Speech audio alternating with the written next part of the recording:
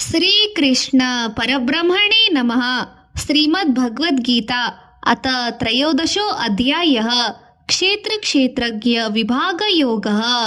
अर्जुन उवाच प्रकृतिं पुरुषं चैव क्षेत्रं क्षेत्रज्ञमेव च एतद्वेदितुमिच्छामि ज्ञानं ज्ञेयं च केशव। ಕೃಷ್ಣ, ಪ್ರಕೃತಿ ಪುರುಷರ ಸಂಬಂಧವೇನು, ಕ್ಷೇತ್ರ ಕ್ಷೇತ್ರಜ್ಞರ ಸಂಬಂಧವೇನು, ಇದನ್ನು ನಾನು ತಿಳಿಯಬಯಸುತ್ತಿದ್ದೇನೆ. ದಯಮಾಡಿ ನನಗೆ ತಿಳಿಸು ಎಂದು ಕೇಳಿದನು ಅರ್ಜುನನು. ಶ್ರೀ ಭಗವಾನ್ ಉವಾಚ ಇದಂ ಶರೀರಂ ಕೌಂತೇಯ ಕ್ಷೇತ್ರಮಿತ್ಯಭಿಧೀಯತೆ ಏತದ್ಯೋ ವೇತಿ ತಂ ಪ್ರಾಹು ಕ್ಷೇತ್ರಜ್ಞ ಇತಿ ತದ್ವಿತಃ. ಅರ್ಜುನ, ನಮ್ಮ ದೇಹವನ್ನು ಕ್ಷೇತ್ರವೆನ್ನುತ್ತಾರೆ. ದೇಹಕ್ಕೆ ಯಜಮಾನನಾಗಿರುವವನು ಕ್ಷೇತ್ರಜ್ಞ ಆಗುತ್ತಾನೆ. ಈ ದೇಹವನ್ನು ಕರ್ಮಕ್ಷೇತ್ರವೆಂದು, ಇದನ್ನು ಚೆನ್ನಾಗಿ ಅರಿತವನು ಕ್ಷೇತ್ರಜ್ಞನೆಂದು ಸಹ ಹೇಳುತ್ತಾರೆ. ಇದುವೇ ಪ್ರಕೃತಿ ಪುರುಷರ ಸಂಬಂಧವಾಗಿದೆ. ಕ್ಷೇತ್ರಜ್ಞಂ ಚಾಪಿ ಮಾಂ ವಿದಿಃ ಸರ್ವಕ್ಷೇತ್ರೇಷು ಭಾರತ ಕ್ಷೇತ್ರ ಕ್ಷೇತ್ರಜ್ಞೋ ಜ್ಞಾನಂ ಯತಜ್ಞಾನಂ ಮತಂ ಮಮ. ಸಮಸ್ತ ದೇಹಗಳಲ್ಲಿರುವ ಕ್ಷೇತ್ರಜ್ಞನು ಜೀವಾತ್ಮನು ನಾನೇ. ಕರ್ಮಕ್ಷೇತ್ರವಾದ ದೇಹವನ್ನು ಕರ್ಮಾಧಿಕಾರಿಯಾದ ಕ್ಷೇತ್ರಜ್ಞನನ್ನು ಕುರಿತು ತಿಳಿದುಕೊಳ್ಳುವುದೇ ಜ್ಞಾನವೆನ್ನುತ್ತಾರೆ. ತಥಾ ಕ್ಷೇತ್ರಂ ಯಚ ಯಾದೃಕ್ಚ ಯದ್ವಿಕಾರಿ ಯತಶ್ಚ ಯತ ಸಚ ಯೋ ಯದ್ಭೃಭಾವಶ್ಚ ತತ್ಸಮಾಸೇನ ಮೇ ಶೃಣು. ಕ್ಷೇತ್ರವೆಂದರೇನು? ಕ್ಷೇತ್ರದ ವಿಕಾರ ಭಾವಗಳು ಹೇಗಿರುತ್ತವೆ? ಕ್ಷೇತ್ರಜ್ಞನೆಂದರೆ ಯಾರು? ಅವನ ಪ್ರಭಾವ ಶಕ್ತಿ ಎಂತಹದು? ಇದನ್ನು ಸಂಕ್ಷಿಪ್ತವಾಗಿ ತಿಳಿಸುತ್ತೇನೆ, ಕೇಳು. ಋಷಿರ್ಭಿ ಬಹುಧಾ ಗೀತಂ ಛಂದೋರ್ಭಿರ್ವಿವಿಧೇ ಪೃಥಕ ಬ್ರಹ್ಮಸೂತ್ರ ಪದೈಶ್ಚೈವ ಹೇತುಂ ದೀರ್ಭಿ ನಿಶ್ಚಿತೈ. ಕ್ಷೇತ್ರ ಕ್ಷೇತ್ರಜ್ಞರ ತತ್ವಗಳ ಬಗ್ಗೆ ಮಹರ್ಷಿಗಳು ಅನೇಕ ರೀತಿಗಳಾಗಿ ಹೇಳಿದ್ದಾರೆ. ವೇದಗಳಲ್ಲಿ ವಿವಿಧ ಮಂತ್ರಗಳು ವಿವಿಧವಾಗಿ ತಿಳಿಸಿವೆ. ಬ್ರಹ್ಮಸೂತ್ರಗಳು ನಿಶ್ಚಯಾತ್ಮಕ ದೃಷ್ಟಿಯಿಂದ ತುಲನಾತ್ಮಕವಾಗಿ ತಿಳಿಸಿವೆ. ಮಹಾಭೂತನ್ಯಹಂಕಾರೋ ಬುದ್ಧಿರವ್ಯಕ್ತಮೇವ ಚ ಇಂದ್ರಿಯಾಣಿ ದಶೈಕಂ ಚ ಪಂಚಚೇತೇಂದ್ರಿಯ ಗೋಚರಃ. ಪಂಚಮಹಾಭೂತಗಳು ಭೂಮಿ, ನೀರು, ಅಗ್ನಿ, ವಾಯು, ಆಕಾಶ. ಪಂಚ ಜ್ಞಾನೇಂದ್ರಿಯಗಳು ಶರೀರ, ಕಣ್ಣು, ಕಿವಿ, ಬಾಯಿ, ಮೂಗು ಮತ್ತು ಪಂಚ ಕರ್ಮೇಂದ್ರಿಯಗಳು ವಾಕು, ಪಾದ, ಹಸ್ತ, ಗುದ, ಮರ್ಮೇಂದ್ರಿಯಗಳು. ಪಂಚ ಇಂದ್ರಿಯಾರ್ಥಗಳು ಶಬ್ದ, ರೂಪ, ರಸ, ಸ್ಪರ್ಶ, ಗಂಧಗಳು. ಒಟ್ಟು 20 ಮತ್ತು ಮನಸ್ಸು ಸೇರಿದರೆ 21 ಅಂಶಗಳ ಸಮೂಹವೇ ಕರ್ಮಕ್ಷೇತ್ರ. ಆಸೆ, ದ್ವೇಷ, ಸುಖ, ದುಃಖ, ಚೈತನ್ಯ, ಧೈರ್ಯ, ಈ 7 ಸ್ವಭಾವಗಳು ದೇಹದ ವಿಕಾರಗಳು. ಸಂಕ್ಷಿಪ್ತವಾಗಿ ಇದು ದೇಹ ಸ್ವರೂಪ. ಇಚ್ಛಾ, ದ್ವೇಷ, ಸುಖಂ, ದುಃಖಂ, ಸಂಗಾಶ್ಚ ಧೃತಿಃ ಏತತ್ತ ಕ್ಷೇತ್ರಂ ಸಮಾಸೇನ ಸವಿಕಾರ ಮುದಾವೃತಂ. ತಾನೇ ಶ್ರೇಷ್ಠನೆಂಬ ಭಾವವಿರದಿರುವುದು, ಡಾಂಬಿಕತನ ಇಲ್ಲದಿರುವುದು, ಹಿಂಸೆ ಮಾಡದಿರುವುದು, ಕ್ಷಮಾಗುಣ ಇರುವುದು, ಮಾತುಗಳಲ್ಲಿ ಕಠಿಣವಿಲ್ಲದಿರುವುದು, ಸರಳ ಮನೋಭಾವವಿರುವುದು, ಗುರು ಹಿರಿಯರನ್ನು ಗೌರವಿಸುವುದು, ಪರಿಶುಭ್ರತೆಯಿಂದ ಇರುವುದು, ಸ್ಥಿರವಾದ ಬುದ್ಧಿಯಿಂದ ಇರುವುದು, ಇಂದ್ರಿಯ ನಿಗ್ರಹದಿಂದ ಇರುವುದು, ಇವು ಜ್ಞಾನ ಪ್ರಾಪ್ತಿಗೆ ಸಾಧನಗಳು. ಅಮಾನಿತ್ವಂ, ದಂಭಿತ್ವಂ, ಅಹಿಂಸಾ, ಕ್ಷಾಂತಿರಾರ್ಜವಂ, ಆಚಾರ್ಯೋಪಾಸನಂ, ಶೌಚಂ, ಸ್ಥೈರ್ಯಮಾತ್ಮ ಮೀ ನಿಗ್ರಹ. ಇಂದ್ರಿಯಾರ್ಥಗಳಲ್ಲಿ ವೈರಾಗ್ಯ, ಅಹಂಕಾರವಿಲ್ಲದಿರುವುದು, ಜನ್ಮ, ಮೃತ್ಯು, ಜರ, ರೋಗಗಳ ವಿಷಯದ ಬಗ್ಗೆ ಸದಾ ಯೋಚಿಸದೇ ಇರುವುದು ಮುಂತಾದ ಜ್ಞಾನ ಪ್ರಾಪ್ತಿಗೆ ಕಾರಣಗಳು. ಇಂದ್ರಿಯಾರ್ಥೇಷು ವೈರಾಗ್ಯಂ ಅನಹಂಕಾರ ಏವ ಚ ಜನ್ಮ ಮೃತ್ಯು ಜರಾ ವ್ಯಾಧಿ ದುಃಖ ದೋಷೋ ನ ದರ್ಶನಂ. ಸತಿ ವ್ಯಾಮೋಹ, ಪುತ್ರ ಪ್ರೀತಿ, ಸಂಪತ್ತಿನ ವ್ಯಾಮೋಹವನ್ನು ತ್ಯಜಿಸಿ ಮನೋವಿಕಾರಗಳಿಗೆ ದೂರವಾಗಿರುವುದರಿಂದಲೂ ಜ್ಞಾನ ಪ್ರಾಪ್ತಿಯಾಗುತ್ತದೆ. ಆಸಕ್ತಿರಭಿದ್ವಾಂಗ ಪುತ್ರದಾಗ ಗೃಹಾದಿಷು ನಿತ್ಯಂ ಚ ಸಮಚಿತ್ವತಂ ಇಷ್ಟಾನಿಷ್ಟೋಪಪತಿಷು. ಪರಮಾತ್ಮನ ಬಗ್ಗೆ ಸ್ಥಿರವಾದ ನಂಬಿಕೆಯಿಂದ ಇರುವುದು, ಏಕಾಂತ ಜೀವನದಲ್ಲಿ ಆಸಕ್ತರಾಗುವುದು, ಪ್ರಾಪಂಚಿಕ ವಿಷಯಗಳ ಬಗ್ಗೆ ಆಸಕ್ತರಾದ ಜನರಿಗೆ ದೂರವಾಗಿರುವುದು ಮುಂತಾದ ಸಹ ಜ್ಞಾನ ಪ್ರಾಪ್ತಿಗೆ ಕಾರಣಗಳು. ಮಯಿ ಚಾನನ್ಯ ಯೋಗೇನ ಭಕ್ತಿರ್ವ್ಯಭಿಚಾರಿಣಿ ವಿವಿಧಕ್ತ ದೇಶಸ್ವೀವಿತತ್ವಂ ಅರತಿರ್ಜನ ಸಂಸದೆ. ಆತ್ಮಜ್ಞಾನದ ಆಸಕ್ತಿ, ತತ್ವಜ್ಞಾನದ ಬಗ್ಗೆ ಆಸಕ್ತಿ ಇರುವುದರಿಂದಲೂ ಜ್ಞಾನ ಪ್ರಾಪ್ತಿಯಾಗುತ್ತದೆ. ಆಧ್ಯಾತ್ಮ ಜ್ಞಾನ ನಿತ್ಯತ್ವಂ ತತ್ವಜ್ಞಾನಾರ್ಥ ದರ್ಶನಂ ಏತಜ್ಞಾನಮಿತಿ ಪ್ರೋಕ್ತಂ ಅಜ್ಞಾನಂ ಯದತು ಸಸನ್ಯತಾ. ಅರ್ಜುನ, ನನ್ನನ್ನು ಅನನ್ಯ ಭಕ್ತಿ ಭಾವಗಳಿಂದ ನಂಬಿ ವಿಚಾರ ವಿನಿಮಯ ಜೀವನ ನಡೆಸುವವರು ಜ್ಞಾನಿಗಳಾಗಿಯೇ ಇರುತ್ತಾರೆ. ಅನಾದಿ ಪರಬ್ರಹ್ಮನಾದ ನಾರಾಯಣನೇ ಸನಾತನನು, ಸತ್ತ ಅಸತ್ತಗಳಿಗೆ ಅತೀತನು. ಅಂಥ ಪರಮಾತ್ಮನ ಬಗ್ಗೆ ತಿಳಿಸುತ್ತೇನೆ ಕೇಳು. ಜ್ಞೇಯಂ ಯತತ ಪ್ರವಕ್ಷ್ಯಾಮಿ ಯಜ್ವಾತ್ವಾ ಮೃತಮಶ್ನಿತಿ ಅನಾದಿಮತ್ ಪರಂ ಬ್ರಹ್ಮ ನ ಸತ್ತನ್ನಾಸದು ದುಚ್ಛತೆ. ಪರಮಾತ್ಮನ ಕೈಗಳು, ಪಾದಗಳು, ನೇತ್ರಗಳು, ಕಿವಿಗಳು, ಮುಖಗಳು ಸರ್ವತ್ರ ಸ್ಥಿತವಾಗಿವೆ, ಅಂದರೆ ಸರ್ವವ್ಯಾಪಿಯಾಗಿವೆ. ಆಕಾಶದಂತೆ ಸರ್ವವ್ಯಾಪವಾಗಿದೆ. ಸರ್ವತಃ ಪಾಣಿಪಾದಂ ತಥಾ ಸರ್ವತೋಸೋಕ್ಷಿ ಶಿರೋಮುಖಂ ಸರ್ವತಃ ಶ್ರುತಿಮಲೋಕೆ ಸರ್ವಮಾವೃತ್ತಿ ತಿಷ್ಠತಿ. ಪರಮಾತ್ಮನು ಇಂದ್ರಿಯ ಗ್ರಾಹ್ಯ ವಿಷಯಗಳನ್ನು ಎಲ್ಲವನ್ನೂ ಬಲ್ಲನಾದರೂ ಇಂದ್ರಿಯಾತೀತನು. ಸಮಸ್ತ ಜಗತ್ತಿನ ಪೋಷಕನಾದರೂ ಆಸಕ್ತಿರಹಿತನು. ಪ್ರಕೃತಿಯ ಗುಣಾನುಭವವನ್ನು ತಿಳಿದವನಾದರೂ ನಿರ್ಗುಣನು. ಸರ್ವೇಂದ್ರಿಯ ಗುಣಾಭಾಸಂ ಸರ್ವೇಂದ್ರಿಯ ವಿವರ್ಜಿತಂ ಅಸಕ್ತಂ ಸರ್ವಭೃಚ್ಚೈವ ನಿರ್ಗುಣಂ ಗುಣಭೋಕ್ತೃಚ್ಛ. ಚರಾಚರ ಜಗತ್ತನ್ನು ಆವಾಹಿಸಿದವನು, ಸರ್ವವ್ಯಾಪಿಯಾದವನು, ಚರಾಚರ ಸ್ವರೂಪನು ಪರಬ್ರಹ್ಮನಾದ ನಾರಾಯಣನೇ ಅತಿ ಸೂಕ್ಷ್ಮ ಪರಮಾಣುವಿನ ಸ್ವರೂಪನಾಗಿರುವುದರಿಂದ ತಿಳಿಯಲು ಮಾನವರಿಗೆ ಅಸಾಧ್ಯವಾಗಿದೆ. ನಮಗೆ ಅತಿ ಹತ್ತಿರವಾಗಿ ಅತಿ ದೂರವಾಗಿ ಇರುವ ಪರಬ್ರಹ್ಮ ಮೂರ್ತಿ ನಾರಾಯಣನೇ. ಬಹಿರಂತಶ್ಚ ಭೂತಾನಾಂ ಅಚರಂ ಚರಮೇವ ಚ ಸೂಕ್ಷ್ಮತ್ವಾತ್ ವಿಜ್ಞೇಯಂ ದೂರಸ್ಥಚಾಂತೀಚ್ಕೆ ಚ ತತ. ಸಮಸ್ತ ಲೋಕಗಳಲ್ಲಿ ವ್ಯಾಪ್ತನಾಗಿರುವ ಆ ಪರಬ್ರಹ್ಮನು ಒಬ್ಬನೇ. ಎಲ್ಲಾ ಪ್ರಾಣಿಗಳನ್ನು ಆವಾಹಿಸಿರುವುದರಿಂದ ಅನೇಕ ರೂಪಗಳಿರುವವನಾಗಿ ಕಾಣುತ್ತಾನೆ. ಈ ಪರಮಾತ್ಮನೇ ಬ್ರಹ್ಮ, ಈ ಪರಮಾತ್ಮನೇ ವಿಷ್ಣು, ಈ ಪರಮಾತ್ಮನೇ ಈಶ್ವರನು. ಅವಿಭಕ್ತಂ ಚ ಭೂತೇಷು ವಿಭಕ್ತಮಿವ ಚ ಸ್ಥಿತಂ ಭೂತಭರ್ತೃ ಚ ತಜ್ಞೇಯಂ ಗ್ರಹಿಸ್ನು ಪ್ರಭವಿಷ್ಣು ಚ. ಈ ತ್ರಿಮೂರ್ತಿ ಸ್ವರೂಪನಾದ ನಾರಾಯಣನೇ ಪರಂ ಜ್ಯೋತಿ ಪರಮಾತ್ಮನು, ಮಾಯಾ ಸ್ವರೂಪ ಮಾಯಾತೀತನು, ಜ್ಞಾನಮೂರ್ತಿ ತತ್ವಜ್ಞಾನ ಮೂರ್ತಿ, ಸರ್ವಹೃದಯ ಪರಿವೇಷ್ಟಿತನಾದ ನಿರಾಕಾರ ನಿರಾಮಯನು ಇವನು. ಜ್ಯೋತಿಷ್ಯಾಮಪಿ ತಜೋ ಜ್ಯೋತಿ ತಮಸಃ ಪರಮುಚ್ಯತೆ ಜ್ಞಾನಂ ಜ್ಞೇಯಂ ಜ್ಞಾನಗಮ್ಯಂ ಹೃದಯ ಸರ್ವಸ್ಯ ವಿಷ್ಟತಿ.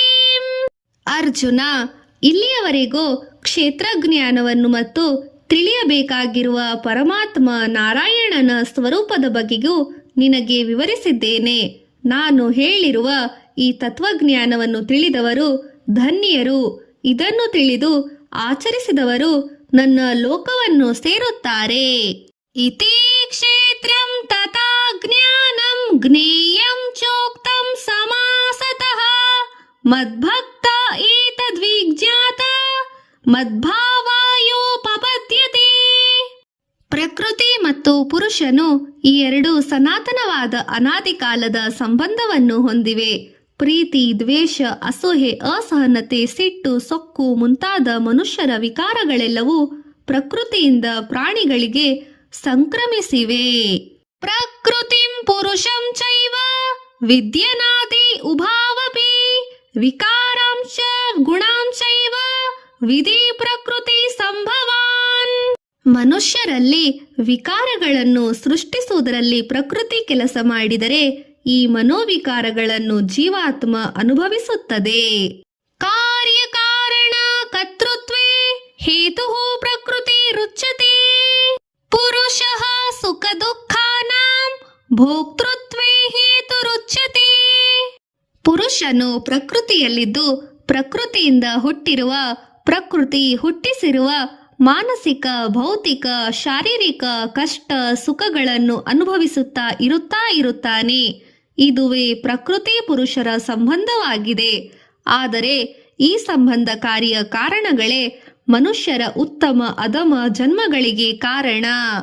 ಪುರುಷಃ ಪ್ರಕೃತಿಸ್ಥೋ ಹಿ ಭುಕ್ತಿ ಪ್ರಕೃತಿ ಜಾರ್ಗುಣಾನ್ ಕಾರಣ ಗುಣ ಸಂಗೋಸ್ಯ ಸದಸ್ಯೋತಿ ನ ಜನ್ಮಸು.